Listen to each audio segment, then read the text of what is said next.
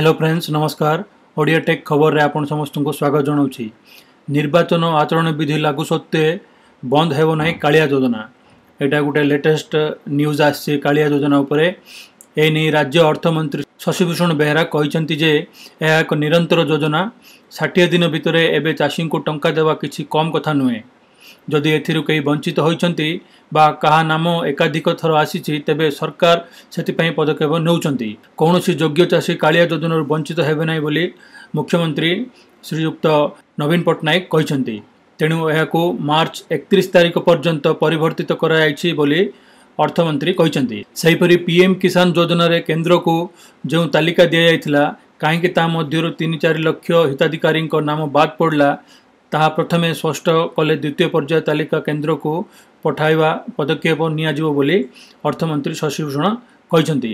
सेहीपरि कालिया योजना रे वैषयिक त्रुटि जोगु अनेक योग्य हिताधिकारी वंचित होइथिबा नजर को आछि।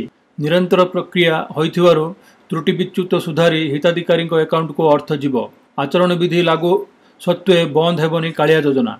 मार्च 31 सुधा व्यवस्था को संप्रसारण करा जायछि।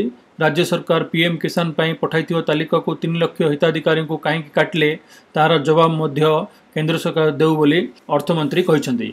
ताले बंधुगण एथिरे जा जना पड़छे आपन को जो पैसाटा मिलवार थिला कालिया योजना पैसा सेटा निश्चय मिलियो बोली आमर सरकार कहउछन्ती ओडिशा सरकार। ताले आपई आपन किछि व्यस्त होंते नहीं।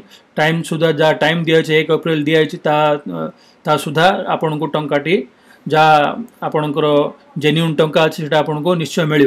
वीडियोटा केमती लगिला कमेंट करी जणांतु। बेसरे लाइक करंतु शेयर करंतु आम चैनल को सब्सक्राइब मध्य करंतु। वीडियो देखिया पाई बहुत बहुत धन्यवाद। नमस्कार।